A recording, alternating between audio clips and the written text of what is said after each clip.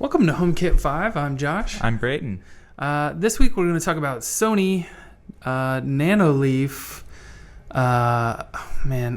We always get messed up when we have ones that aren't in the browser. Something from the App Store, and then something secret from Lutron came to me. All right, let's dive into it before I forget anything else.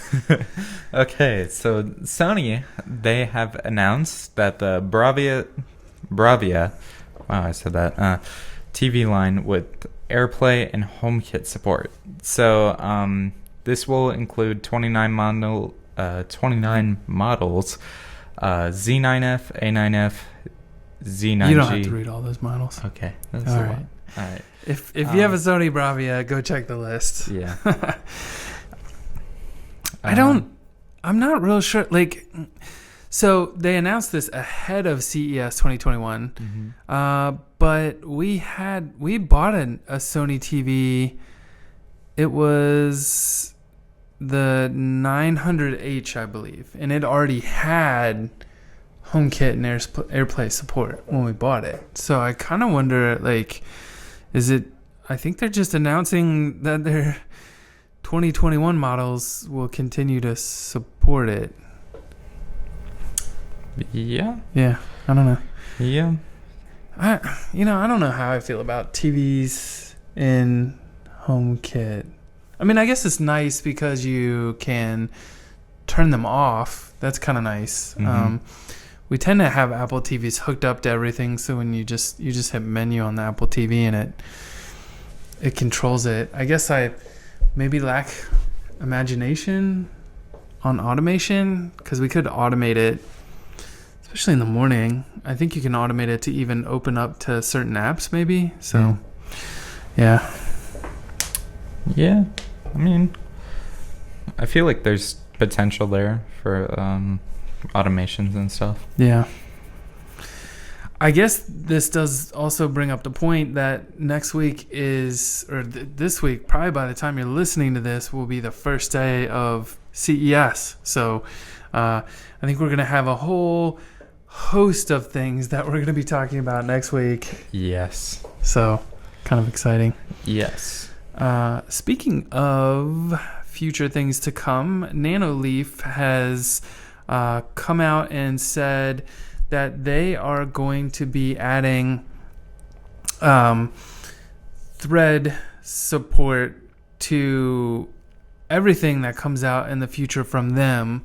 So I think, as we've seen with the Essentials A19 bulb and the LED strip.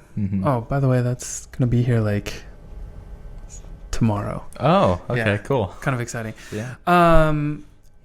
So anything else that they're coming out with will have a thread chip in it, which I do think is pretty exciting as far as technology goes. That gives you that connectivity with the HomePod Mini.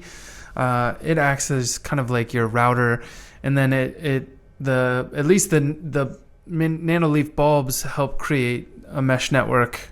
They can also route commands back and forth. So it's kind of nice. It works similar to Zigbee, which is to say better than crappy Bluetooth. If you're doing HomeKit stuff, Bluetooth has to come from the Apple TV or whatever's acting as your hub, whereas this can kind of extend your network throughout the house. So I think this is super exciting.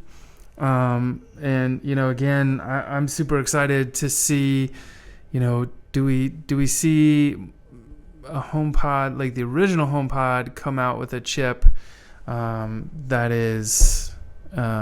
has thread inside of it, that you could use as a router, as a HomeKit hub if you want to. Man, I'm all over the place today.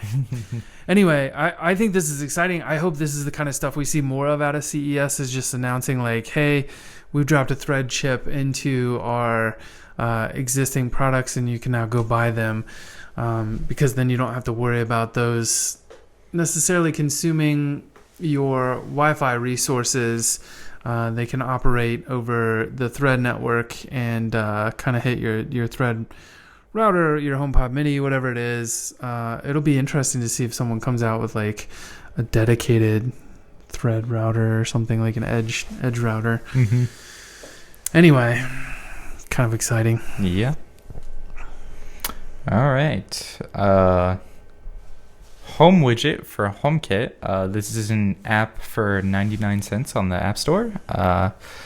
It introduces a bunch of new widgets, utilizing the new widgets for iOS 14, and it allows you to enable. Darn it, I was on a roll. Like, I forgot the word. It allows you to utilize scenes from HomeKit and put them into a widget on your home screen. Yeah.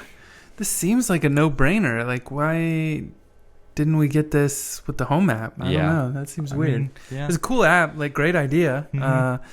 But it does leave you wondering, like, where was Apple on this one? Definitely worth checking out, especially if you have a lot of scenes going on. I don't know. I might try to grab this thing. I like the like quarter widget that they have. You can have, it looks like three scenes in it. Mm-hmm. Can you? Oh no, yeah. Look, they even have 6 there. If you just want to use the icons instead of the words. Yeah, there's one with like, I don't know. Yeah, that's a ton. Yeah. It has, you can put up to 36 scenes in a single widget, and they have over 270 icons to choose from. Wow. And I believe they're working on like you can customize the colors of the icons and like tint them. So that seems kind of nice. Mm-hmm. Yeah. I don't know. Yeah. We're checking out. We may download this thing this week and play around with it a little bit. Yeah. All right. It was a light news week, and this next one is a rumor. It actually came to my inbox from Lutron, and we noticed that on Reddit they were also having discussion about this whole thing. Lutron's saying, "Oh, they've got something. Get ready for a new addition to the Cassetta lineup. Everything will be unveiled next week." So it'll be probably announced at CES.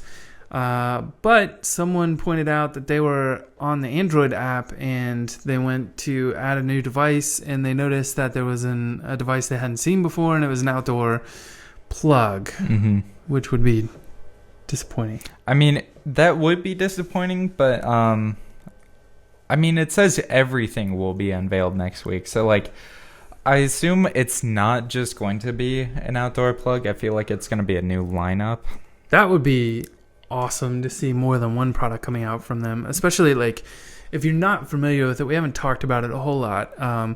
We may do a review video in the next couple weeks because we actually switched to the Lutron Cassetta line when we moved to this house, and I gotta say I'm very impressed with the Lutron line. The hub plugged in and just started working, and we were able to add stuff to it, and it showed up in HomeKit easily, and everything's been super reliable. So yeah, I don't know, I've just been super happy with the Lutron stuff, and it works it doesn't work over Wi-Fi. It works over they have their own 433 megahertz signal that they're using. So you don't have to worry about it like clashing with your Wi-Fi network or any of those devices really just eating up any of your bandwidth essentially. So I don't know. I'm excited, especially if they expand the line. If it turns out like the only thing they have is an outdoor plug, that is less exciting to me. I guess at a price point of like $30 to $40, I could see it maybe being interesting. But I don't know. Personally, I think if it is just an outdoor plug, I don't really think that's CES worthy. Like, we've seen over the past year a bunch of people just quietly announcing outdoor plugs. Yeah. Like, I mean, I don't, I'm wondering now is what we're going to see from Meros. Oh yeah. Oh yeah. I mean, if you went in person, like the whole CES event is virtual this year, and we'll be attending. We got press passes, so we're kind of excited about that. We'll be attending, but I would imagine like if going to the Meros booth would be super interesting to me, because I've got to feel like they've probably got new stuff ready to go for next week, or who knows, maybe they just like blew it all because they're like, well, it's just gonna be a virtual event. Maybe it's not worth it. Maybe that's why like they kept dropping products every week last year. I think we didn't have one this week, but Yeah. Anyway, exciting stuff. Mm-hmm. All right. Well, thanks for watching as always, or listening. If you're on the podcast, hit that subscribe button on whatever platform you're on. If you are on YouTube, be sure to hit that subscribe button. Hit that bell to be notified. And if you enjoyed what we talked about this week, hit that thumbs up. We always appreciate it. We will see you next week with all the exciting CES news. Bye.